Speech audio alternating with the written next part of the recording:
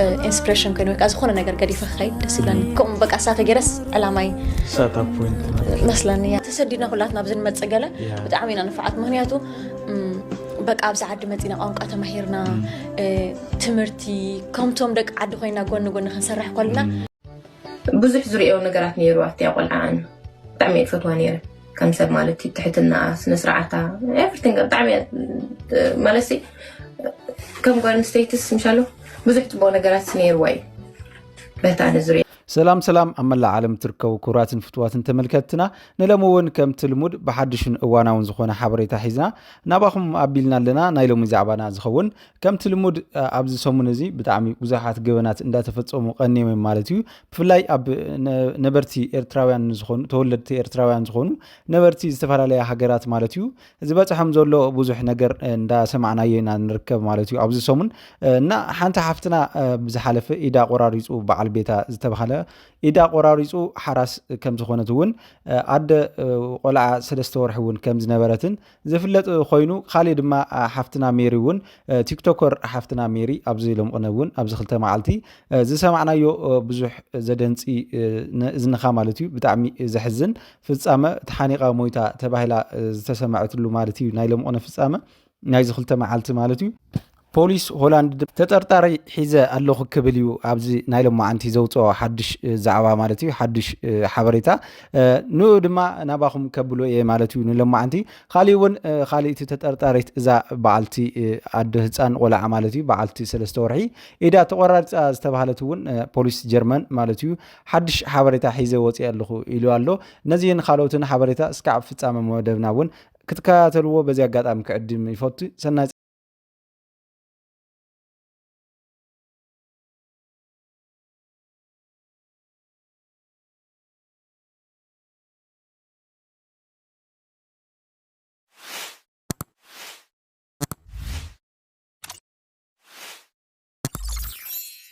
እሞ ኩራት ተኸታተልቲ ኣብቲ መታይ ከምቲ ዝበልኩኩም ማለት እዩ እዘን ሓትና ማለት እዩ ኣብዚ ሕዚ ሰዓት በፂሕዎን ዘሎ ገበን ኣብ ልዕሊየን ቅትለት ከም ዝተፈፀነ ዝጥርጠር ዘሎ ማለት እዩ ካብኡ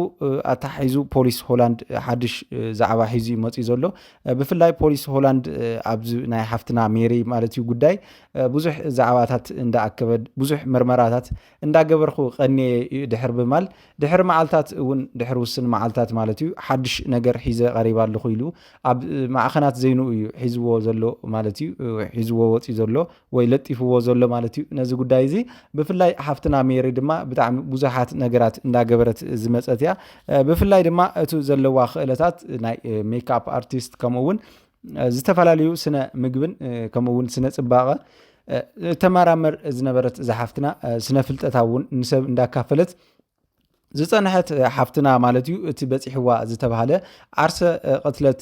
ወይ ተሓኒቃ ሞይታ ዝብል ጉዳይ ብብዙሓት ተኣማንነት ኣይረኸበን ማለት እዩ ብፍላይ ድማ እዛ ሓፍትና እዚኣ እቲ ዝነበራ ስራሕትታታ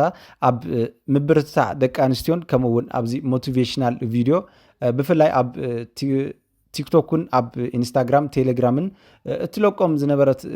ኣብ ማሕበራዊ ሚድያ ማለት እዩ እቶም ቪድዮታታ ብጣዕሚ ዘደናንቑ ማለት ብጣዕሚ ንባዕልካ ከተላዓል ዝገብሩካ ድሕር ምንባሮም እቲ ናታ ሞት ብምስማዕና ድማ ኣይነኣምንን ክብሉ እዮም እዚ ብዙሕ ሰብ ሒዝዎ ወፂኡ ዘሎ ማለት እዩ ነዚ ጉዳይ እዚ ብፍላይ ኣብ ማሕበራዊ ሚድያ እውን ዝዘዋወሩ ሰባት ክትርኢ ከለካ እዛ ሓፍትና እዚኣ ባዕላ ኣጥፊያ ኣይትኸውንን ካሊእ ሰብ ደኣ ቀቲልዋ ክኸውን ይኽእል እምበር ወይ ድማ ንምሰል ወይ ነቲ ገበን ንምሽፋን ሓኒቆም ገዲፎማ ክኾኑ ይኽእል እምበር እዛ ሓፍትና እዚኣ ከምዚ ዓይነት ስራሕትታት ብፍላይ ድማ ዓብይ ራእይ ዝነበራ ከም ዝነበረት ኣብ ሃገር ኣውሮፓ ሆላንድ ኮይና ማለት እዩ ኣብኡ ነባርነታ ገይራ ከም ካሊእ ፃዕዳ ስራሕን እቲ ተግባራታ ማለት እቲ ስራሕ ከም ዘለዎ ኮይኑ እቲ ኣብ ማሕበራዊ ሚድያ ሂባ ትምህርቲ እትህቦ ማለት እዩ ሂባ ንባዕላን ነቲ ማሕበረሰብን እትጠቕመሉ እዛ ሓፍትና እዚኣ ነዚ ፍጻመ እዚ ዓርሳ ክተጥፍእ ኣይትኽእልን ክብሉ እዮም ተዛሪቦም ዘለዎ ማለት እዩ ብፍላይ ድማ እዛ ሓፍትና እዚኣ ኣብቲ እትገበሮም ዝነበረት ንጥፈታት ብዛዕባ ሜካፕ ስፖርትን ከምኡውን ዝተፈላለዩ ናይ ስርዓት ኣመጋግባ ንቅርፅን ንኻሊእ ጥቕምታት ዝውዕልን ኣመጋግባ ተርእይን ከምኡውን ኣሰራርሑ ትናገር ከም ዝነበረትን ብዙሓት ንፈልጦ ጉዳይ ማለት እዩ ብፍላይ ድማ እቲ ብገመድ ተሓኒቃ ሞይታ ተረኺባ ዝብል ነገር ብጣዕሚ ሰብ እንዳተቃወሞ እዩ ዝርከብ ብበዝሒ ማለት እዩ እንዳተቃወሞ እዩ ምክንያቱ እዚኣ ብዙሕ ነገር እንዳሰርሐት ዝመፀት ንብዙሓት እንዳበራታትዐት ሞቲቬሽን ዝኾኑ ቪድዮታት እንዳለቀቀት ኣብ ቲክቶክ ብፍላይ ኣብቲ ቲክቶክ እውን ብዙሕ ተቀባልነት ዝነበራ እዛ ሓፍትና እዚኣ ነዚ ነገር እዚ ከም ዘይፈፀመቶ ርግፀኛ ክንኸውን ንኽእለሉ ነገር ኣሎ እዩ ክብሉ እዮም ጠቂሶም ዘለው ብፍላይ ድማ ኣብ ናታ ቃለ መሕተታት እትገብሮም ዝነበረት ኣብ ማሕበራዊ ሚድያ እውን እቲ ዝተነገረ ጉዳይ ብፍላይ ብዛዕባ ናታ ዘሰንብድ ዜና ማለት እዩ እቲ ተሓኒቃ ምባሎም ንብዙሓት ምእመኒ ዘስአነ እዩ ነይሩ ማለት እዩ እቲ ተሰሚዑ ዘሎ ብፍላይ ድማ እዛ ሓፍትና ዘለዋ ኣብ ዝሐሸ ደረጃ ካብዚ ዘለዋ ናብ ዝሐሸ ደረጃ ንምብፃሕን ኣብቲ ዘላቶ ኮይና እውን ጠንኪራ ንክትሰርሕ ብዙሓት የዕርክታን ማሓዝቷን የበራታትዕዋ ፀኒሖም እዮም ንሳ ድማ ንዝተፈላለያ ኣብ ስደት ዝርከባ ብፍላይ ኤርትራውያንን ተጋሩን እትቦ ዝነበረት ዝተፈላለዩ ትምህርታዊ ሓዘል ቪድዮታት ማለት እዩ ካብዚ ተበጊሳ ብጣዕሚ ደስተኛ ነይራ ኣብ ሂወታ ብዙሕ ነገር ዘሕጉሳ ነገራት ነይሮም ኣብ ሂወታ ንምንታይ ግን ሕዚ ዓርሳ ክተጥፍእ ክኢላ ንዝብል ነገር ብጣዕሚ ብዙሕ ሰብ ዘደናገረ እዩ ኮይኑ ዘሎ ማለት እዩ ክቡራት ተኸታተልቲ እዚ ፖሊስ ሆላንድ እውን እንተኾነ እቲ ኣውፂዎ ዘሎ ሓድሽ ሓበሬታ ብፍላይ ድማ ነዚ ገበን እዚ ክፍፅም እዩ ተባሂሉ ዝተጠርጠረ ባዕላ ከም ዘይኮነት ምስ በዝሑ እቲ ተቃውሞ ማለት እዩ ዝጠርጠሮ ሓደ ግለሰብ እዩ ሒዙ ቀሪቡ ዘሎ ሓደ መንእሰይ እዩ ማለት እዩ ኣስታት ወዲ 34 ክኸውን ተባሂሉ ዕድሚኡ ዝግመተሉ ኣብ ገዛኣ ተደጋጋሚ ይረአይ ከም ዝነበረን ናብ ገዛኣ እውን ይመላለስ ከም ዝነበረን ፍቅራዊ ርክብ እውን መስሪቶም ነይሮም ዝበሃል ሓደ ወዲ ሒዙ ቀሪቡ ዘሎ ማለት እዩ ፖሊስ ሆላንድ ካብዚ ዝተበገሰ ድማ ንዑ እዩ ተጠርጣሪ ገይሩ ሒዝዎ ዘሎ እሳ ድማ ን4 መዓልቲ ወይ ን5 መዓልቲ ክትጠፍእ እንከላ ንምንታይ እዩ እዚ ፍቅረኛ ዘይሓበረ ናብ ፖሊስ ወይ ዘይ ኣመልከተ ድሕር ብማል እቲ ገበን ናብኡ ናብ ዝዋኑ እዩ ለጢፍዎ ዘሎ ማለት እዩ ፖሊስ ሆላንድ ምክንያቱ ይበል ከብል ዝኽእል እዩ ክኸውን ይኽእል እዩ ዘብል ነገር እዩ እቲ